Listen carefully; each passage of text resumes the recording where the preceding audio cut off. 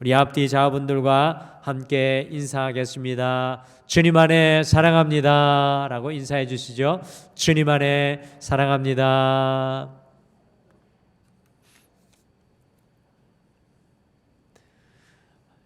동독과 서독으로 갈라져 있었던 이 독일의 이 베를린 장벽이 세워지기 전 270만 동독인들이 공산 정권을 피하여서 자유를 찾아 서쪽의 자유의 땅인 서독으로 이동을 했습니다. 1954년 수많은 인파가 구름처럼 서쪽으로 이동하는 가운데 정반대인 동쪽으로 떠나는 한 가족이 그 가운데 있었습니다. 서독 출신의 호르스트 카스너 목사님의 가족이었습니다. 목회자가 동독에서 계속 넘어왔기 때문에 서독에는 목회자가 넘쳐나고 있었지만 동독은 목회자가 없어 수많은 영혼들이 방치되고 있다는 소식을 그 목사님이 들었습니다. 카스너 목사님은 서독에서 남부럽지 않은 안정된 생활을 하고 있었습니다. 당시에 그에게는 함부르크에서 낳은 6주가 된 아이가 있었습니다. 그 아기를 데리고 정처 없이 교회도 없는 곳을 향해 간다는 것은 누가 봐도 무모하고 무리한 일이었습니다. 하지만 하나님 앞에 바른 삶을 고민하던 그는 결단을 내렸습니다. 안락한 생활을 포기하고 교회도 없는 공산 치하로 들어가고 예수님처럼 낮은 곳으로, 더 낮은 곳을 향해 죽음까지 내려가시는 그 길, 고난의 길, 십자가의 길을 선택했습니다. 그런데 그 결단에 놀라운 역사가 일어났습니다. 당시 아버지의 품에 안겨 동쪽으로 갔던 목회자의 딸이 이 아버지로부터 철저한 신앙 교육을 받으면서 자랐습니다. 세월이 흘렀습니다. 당대의 가치나 풍조에 흔들리지 않고 주님 뜻대로 살겠노라고, 오직 주의 주신 소명대로 살겠노라고 시대를 역행했던 그 목사님의 딸이 2005년부터 2021년까지 독일을 이끌었던 최초의 독일 연방 여성 총리 앙겔라 메르켈이었습니다. 소박한 시골 교회에서 자란 소녀가 독일의 최고의 지도자가 되어서 유럽 경제 위기 극복과 시리아 난민 사태 등 여러 가지 세계적인 현황을 해결하여서 이 포브스는 메르켈을 세계에서 영향력 있는 여성 1위로 뽑았습니다.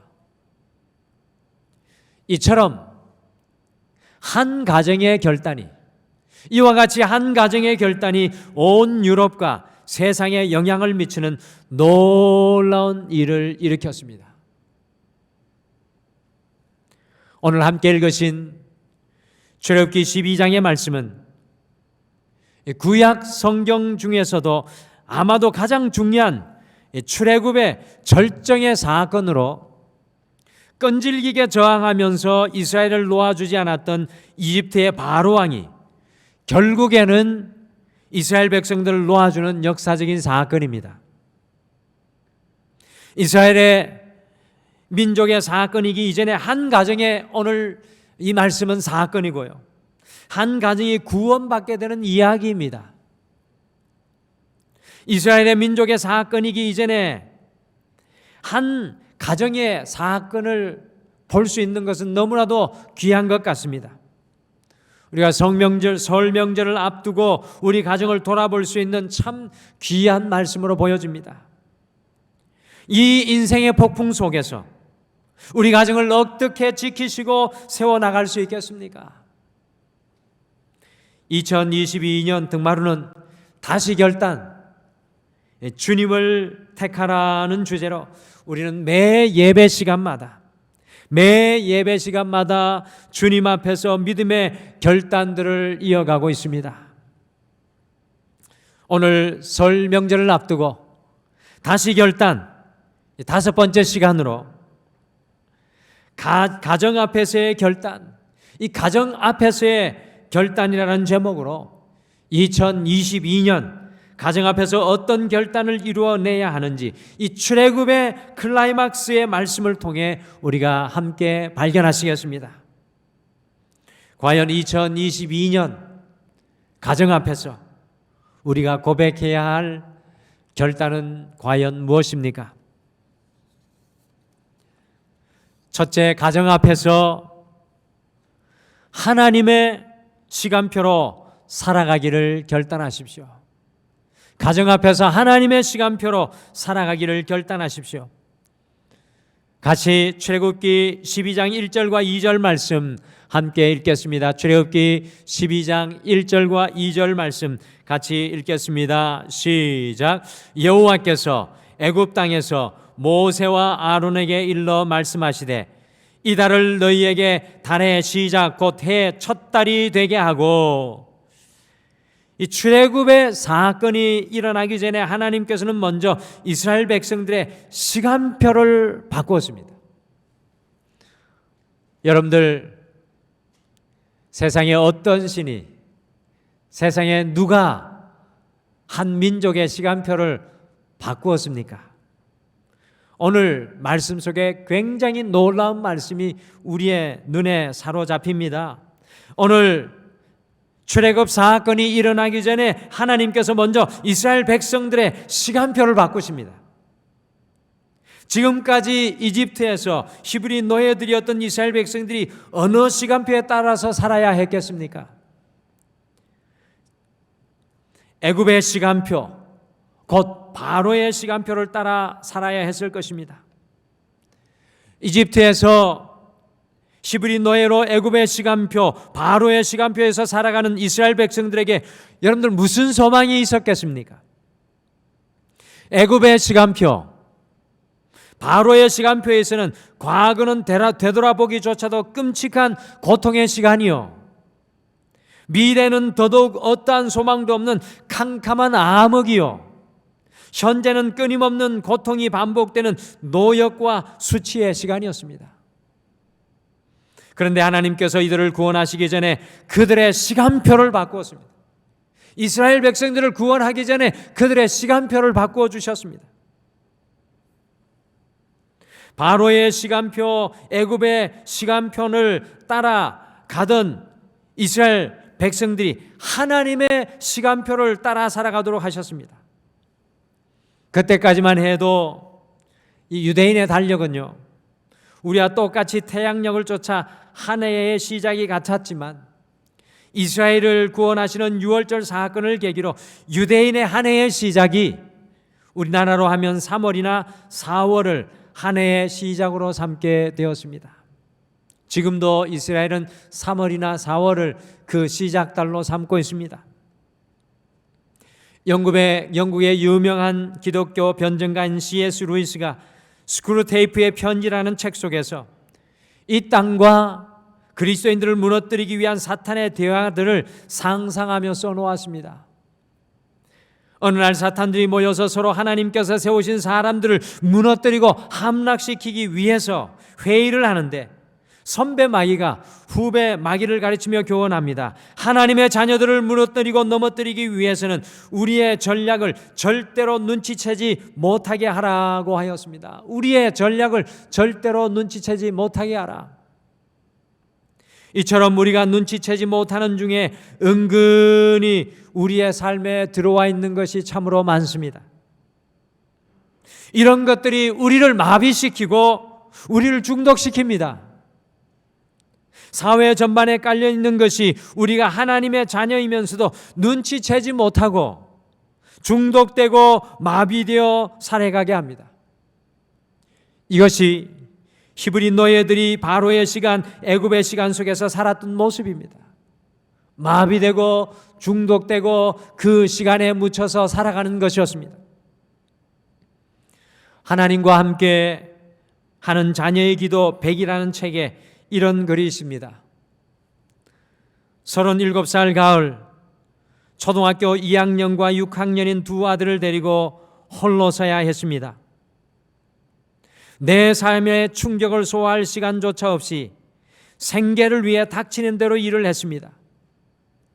그리고 한참 후에야 자녀들의 먹고 사는 문제를 해결해 준 것 외에는 부모로서 해결해 준 것이 없다는 마음의 공백을 발견했습니다. 자녀는 먹여주고 입혀준다고 다 해결되는 존재가 아니었습니다. 그들의 외로움, 고독, 어려움 등 각종 장애물은 여전히 그들의 짐이었습니다. 나의 체력, 경제력, 지혜는 언제나 모자랍니다. 하나도 내 마음대로, 내 뜻대로 되지 않습니다. 결국 도달하는 시점은 자녀가 나의 소관이 아니라 하나님의 소관이라는 사실입니다. 나를 여기까지 인도하신 하나님이 왜 나의 자녀에게 소홀하시겠습니까? 아이들을 둘러엎은 채 하나님을 제치고 뛰어가던 버금을 내려놓고 이제 기도합시다. 더 잘 될 겁니다. 안심하십시오. 하나님이 하실 것입니다. 세상에 시간표에 떠밀려 살아가는 한 믿음의 어머니가 하나님의 시간표로 살아가기를 결단하는 기도입니다.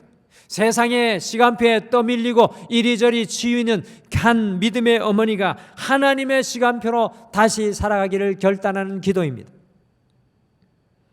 이스라엘 백성들은 사실 430년 동안 바로의 세상과 시간표에 중독되고 마비되어서 이 하나님의 시간표를 잃어버리고 말았습니다. 그래서 유월절을 통해서 이스라엘 백성들을 구원하시기 전에 하나님께서는 이스라엘 백성들의 연대표를 바꾸어 버렸습니다.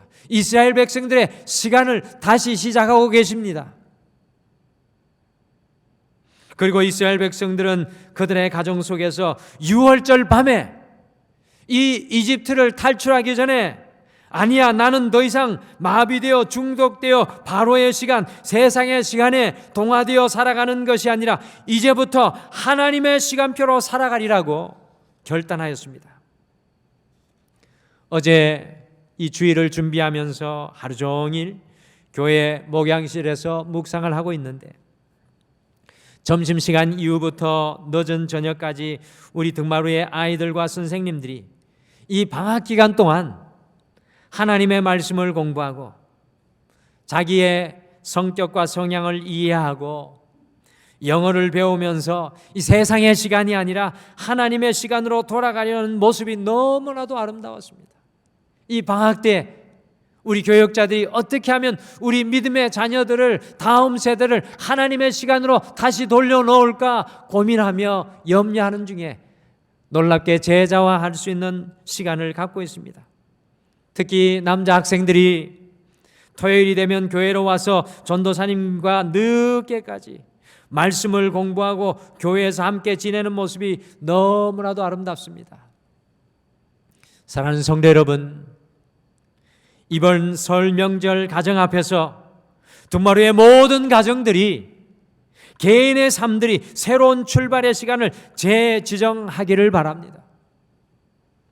그냥 날짜가 흘러가는 대로, 무심히 시간이 흘러가는 대로 별일 없이 이대로 세상에 동화되어 흘러가서는 안 됩니다. 사랑하는 믿음의 등마루 가정 여러분, 우리가 세상에 동화되어 흘러가서는 안 됩니다. 배터리가 다 되어서 멈춰버린 시계 건전지를 우리가 갈아 끼우면서 시간을 다시 맞추듯이 우리의 시간을 다시 하나님 앞에 맞추기를 원합니다. 이 설 명절, 특별히 우리 가정을 바라보며 우리가 지금 누구의 시간표 속에 살아가고 있는지 돌아보시기를 바랍니다. 과연 여러분과 저는 누구의 시간표 속에 살아가고 계십니까? 어떤 시간 속에서 살아가고 있습니까? 이 설 명절을 기점으로 세상의 시간, 바로의 시간이 아니라 하나님의 시간표로 살아가기를 등마루의 온 가정이 결단하는 이 설 명절의 시간이 되시기를 간절히 축복합니다. 세상의 시간 속에만 있었던 믿음의 아버지들이 하나님의 시간으로 돌아오시기를 바랍니다. 세상의 시간에 치이고 그 길을 잃어버렸던 믿음의 어머니들이 하나님의 시간으로 돌아가기를 결단하십시오.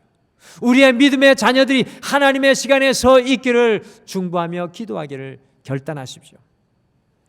둘째, 가정 앞에서 어린 양 보혈의 능력을 의지하기를 결단하십시오. 가정 앞에서 어린 양 보혈의 능력을 의지하기를 결단하십시오.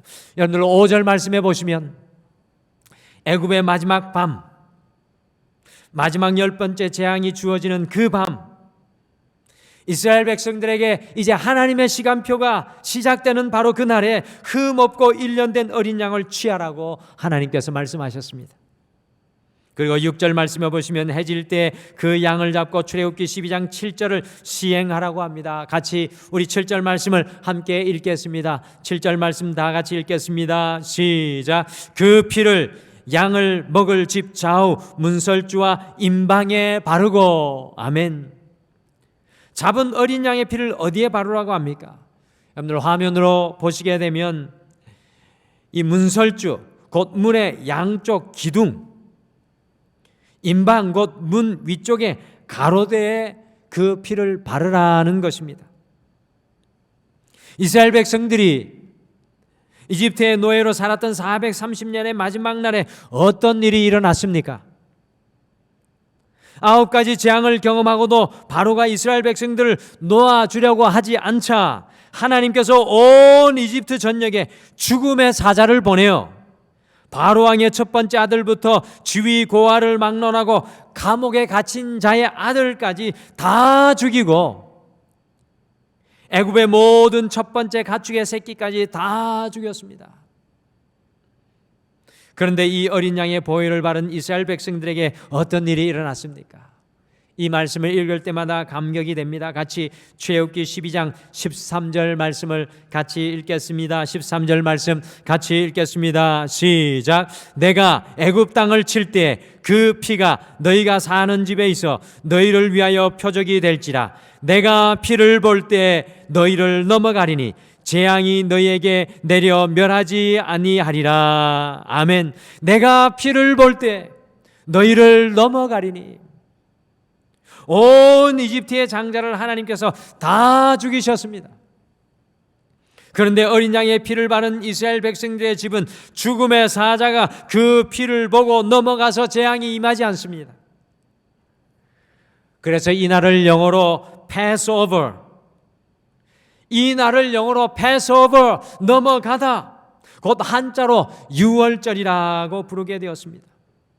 430년간의 이 바로의 시간표 아래, 애굽의 시간표 아래 묶여 있었던 이스라엘 백성들을 어린 양 보혈이 뿌려지게 되었을 때 바로 왕의 쇠사슬이 풀리게 되었습니다.